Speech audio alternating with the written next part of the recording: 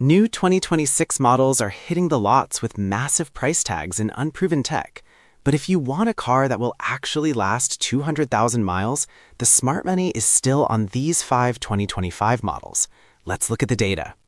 Number 5 is the Subaru Outback. Technically, it's a lifted wagon, but it outsells most midsize SUVs for one reason: it works. While Ford and Chevy are struggling with complex 10-speed transmissions, the 2025 Outback stuck with a simple formula. The 2.5-liter boxer engine isn't fast, but it's nearly unkillable. The logic: you get standard all-wheel drive that is arguably the best in the industry for snow without paying the SUV tax. If you don't need a third row, this is the most practical vehicle on the market. Just make sure you follow the maintenance schedule on that CVT transmission. Change the fluid every 60,000 miles and it will last. Number 4 is the Mazda CX-90. If you want a BMW X5 but you don't want the repair bills, this is your car. The 2025 model uses an inline-6 engine. That is the same engine layout BMW uses because it's naturally balanced and smooth.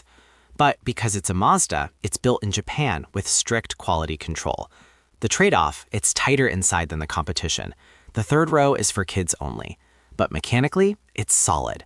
No complex touchscreens to fail, just a rotary dial and a transmission that uses a wet clutch instead of a torque converter. It feels expensive, but it holds up. Number 3, the king of value, the Kia Telluride. This car has dominated the market since it launched, and the 2025 model year irons out almost all the early quirks. It still uses a naturally aspirated V6 engine. That is rare in 2026, where everyone is switching to stressed-out 4-cylinder turbos. A big, lazy V6 is always going to be less stressed and more reliable long-term. The watch-out: keep an eye on the electronics. The infotainment is fantastic, but we have seen minor glitches. Mechanically, though, the powertrain is a tank. It's the best family hauler for the money, period. We're down to the top 2 titans, the Honda versus the Toyota. But I want to ask you a serious question. Most car makers are killing off V6 engines to meet emission standards. Would you rather have a powerful turbo 4-cylinder that gets better gas mileage, or a thirsty V6 that lasts longer? Drop in a vote in the comments. I want to see where you stand. Number 2 is the Honda Pilot, specifically the 2025 model, because it kept the 3.5-liter V6. This engine, the J35, is legendary. Honda has been making it for decades. They know how to build it so it doesn't break.